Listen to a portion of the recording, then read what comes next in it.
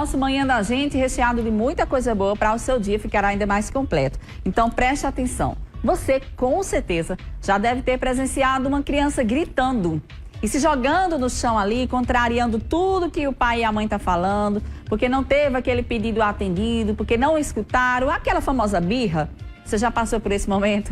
Eu já passei por isso. O que fazer? Bom, momento difícil para os pais e principalmente também para a criança, viu? Tem que pensar aí nos dois lados. Mas como é que você deve sair de uma situação como essa sem causar problemas futuros? O que a gente costuma dizer, os transtornos, por conta que a criança está naquele momento? Pois é, o que nós vamos acompanhar agora, todos os detalhes nessa reportagem especial de Thaís Aureliano. Vamos ver. Ian tem 2 anos. Assim, quieto o tempo todo no colo da mãe durante a entrevista, nem parece que faz birra. Mas quando ela estava na igreja com a família, de repente o pequeno abriu um berreiro.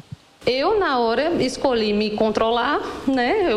É uma questão de escolha mesmo, manter a calma e tentar conduzir a situação da melhor forma possível, seja para retirá-lo daquele ambiente, ou seja para estabelecer algum combinado ali. Eu entendo também que muitas vezes não é possível, porque como ele está num momento de muito ataque, de raiva, né?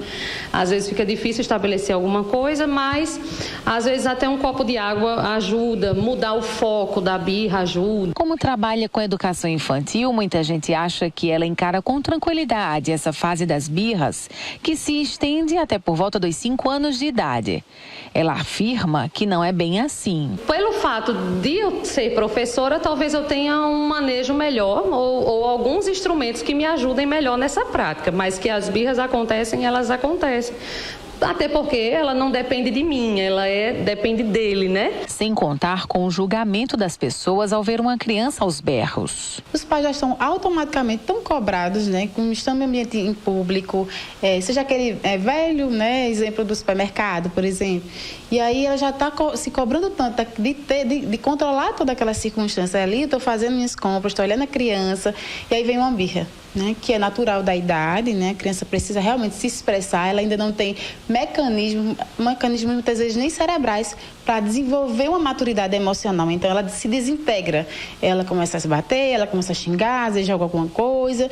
E o que é que acontece? Os pais, muitas vezes os próprios pais, né, ficam julgando aquela cena, ficam julgando aqueles pais, né? E assim, tudo que a gente não precisa é de mais cobrança numa situação daquela. Então, assim, o certo é acolher aquele pai, aquela mãe. Às vezes eu não preciso chegar e abordar, porque pode se tornar um pouco mais até invasiva, a pessoa pode se sentir invadida. Mas, assim, de não ficar ali com aquele olhar recriminatório, muitas vezes falar algo, né? Porque realmente já é tão difícil contornar e lidar com aquela situação. A sequência da birra das crianças parece a mesma. Choro, grito, ela esperneia e ainda se joga no chão. E isso quando acontece num local público, como, por exemplo, num parquinho, o constrangimento para os pais é ainda maior. Mas existem técnicas para prevenir e até mesmo controlar essa situação. E mesmo quando essas estratégias não funcionam, bater nunca é uma opção. A criança não vai entender aquilo como uma repressão. Ela vai entender que, eu sou tão mal, eu sou tão ruim que eu não mereço o amor e a aceitação desse pai. Então ela não deixa de amar o pai, ou a mãe, ou a situação, ela vai deixar de amar a si mesma. E a gente sabe que o amor próprio, ele é fundamental para toda a vida, né? Para a gente desenvolver, para a gente amadurecer, para a gente crescer na vida, né? No sentido de crescer de amadurecimento. Então, assim, a criança ela não entende dessa forma. Com Ian, a mamãe Simone usa o que aprendeu na rotina de sala de aula. Por exemplo, uma criança com uma rotina bem ajustada, que tem a hora certa de se alimentar, de comer, de dormir. Então, muitas birras são desencadeadas por isso, por sono, por cansaço, por falta de previsibilidade no que vai acontecer. Então, uma rotina bem ajustada, eu acho que é o primeiro caminho. E caso as birras não passem com o desenvolvimento da criança, é hora de procurar um especialista. A criança precisa entender que existem regras, existem leis, existem deveres que ela precisa também entender. Então, a gente precisa mediar isso. Acolha essa criança, ela está precisando de acolhimento, né? E eu acolher é eu não dizer que sim nem que não, né? Que vai ser da forma que ela quer, mas dar possibilidades, criar a possibilidade dessa criança desenvolver uma estratégia de enfrentamento em relação àquilo. Então, acolher essa criança, ela está ali manifestando um sentimento. E ela está em sofrimento, mas ela também está crescendo naquele momento.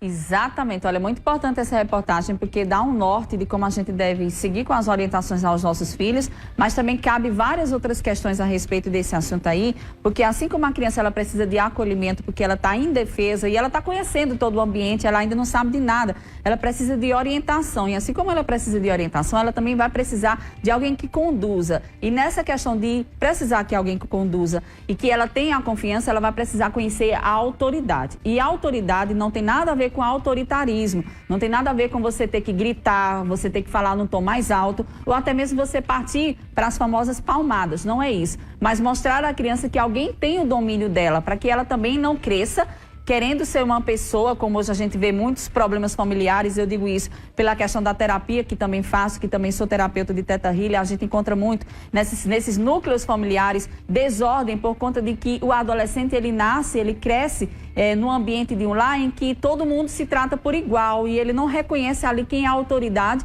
ou não sobre ele. Então, por isso que tem muitos conflitos, porque o adolescente começa a ter todo o seu palpite, a sua disposição a mandar em si próprio e acaba desrespeitando os pais, que são autoridades nesse sentido. Mas, voltando ao que eu estava dizendo, a autoridade não significa autoritarismo com falar alto ou até mesmo dar pancada na criança ou bater ou coisa do tipo. Agora, tem que realmente fazer com que essa criança conheça quem é a autoridade que tem domínio sobre a vida dela, para que a gente não crie jovens, adolescentes e pessoas que cometem diversos atritos familiares porque querem ser mais autoridade do que pai e mãe. A gente precisa voltar um pouco os nossos passados de pais e avós, a forma de como eles educavam, para a gente ter uma sociedade mais organizada, porque hoje o negócio está meio que bagunçado. Mas isso, claro, é uma opinião minha com base em algumas experiências a respeito desse tema, que vale a pena depois a gente adentrar nesse assunto. Mas agora eu trago para vocês